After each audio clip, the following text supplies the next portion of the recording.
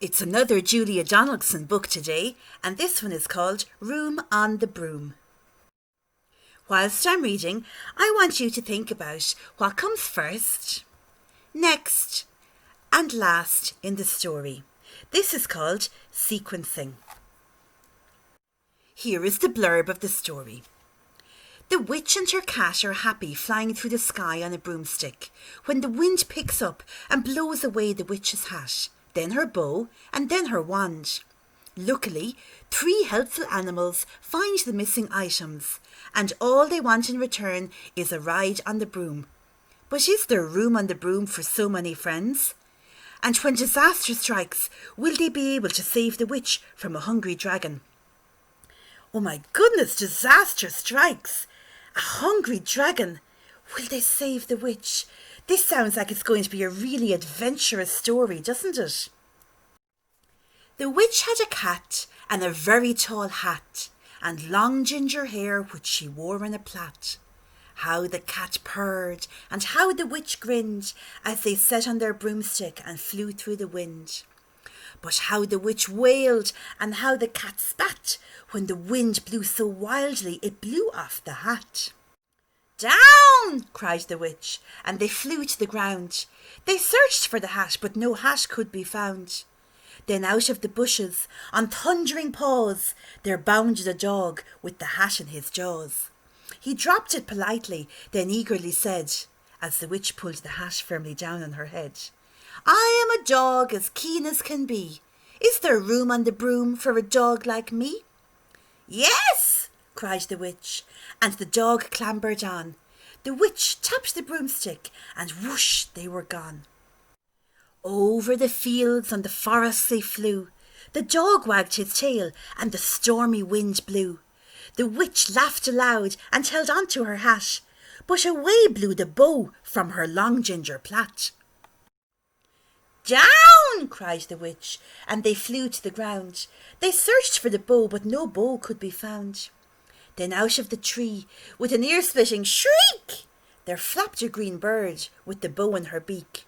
She dropped it politely and bent her head low, then said, as the witch tied her plait in a bow, "I am a bird as green as can be. Is there room on the broom for a bird like me?" "Yes!" cried the witch. So the bird fluttered on. The witch tapped the broomstick, and whoosh, they were gone. Over the reeds and the rivers they flew. The bird shrieked with glee, and the stormy wind blew. They shot through the sky to the back of beyond. The witch clutched her bow, but let go of her wand. "Down!" cried the witch, and they flew to the ground. They searched for the wand, but no wand could be found.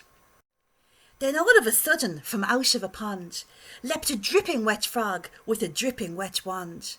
He dropped it politely, then said with a croak, as the witch dried the wand on the fold of her coat, "I am a frog as clean as can be. Is there room on the broom for a frog like me?" "Yes!" said the witch. So the frog bounded on. The witch tapped the broomstick, and whoosh, they were gone. Over the moors and the mountains they flew. The frog jumped for joy, and the broom snapped in two. Down fell the cat and the dog and the frog. Down they went tumbling into a bog. The witch's half broomstick flew into a cloud, and the witch heard a roar that was scary and loud. "I am a dragon as mean as can be, and I'm planning to have witch and chips for my tea." "No!" cried the witch, flying higher and higher. The dragon flew after her, breathing out fire. "Help!" cried the witch, flying down to the ground. She looked all around, but no help could be found.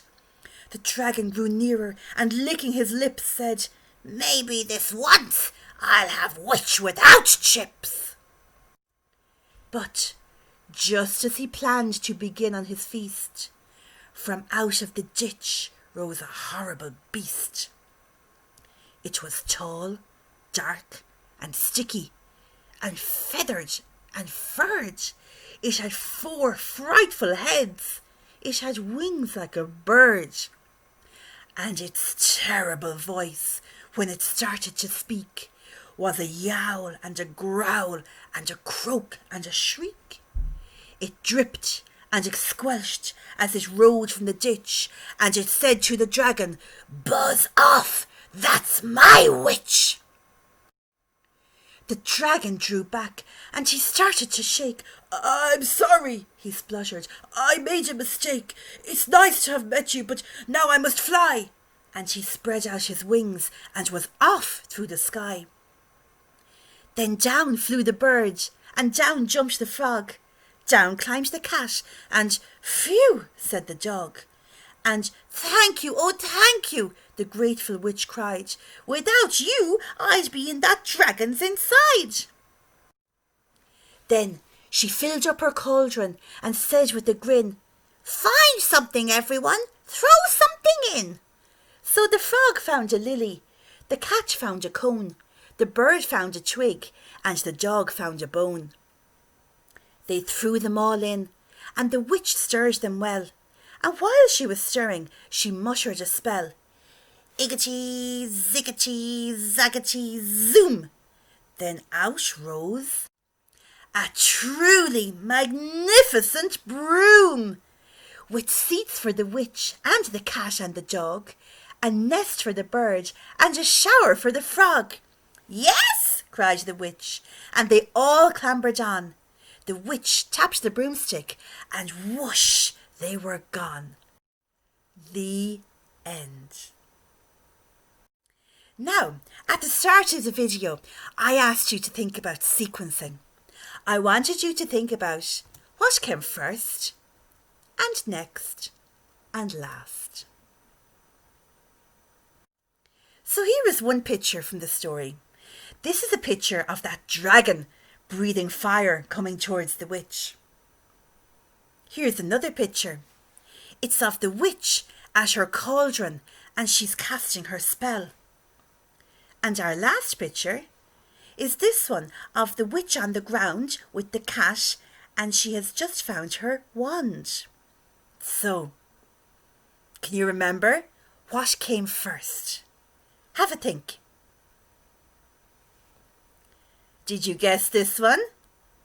Yes, you were right.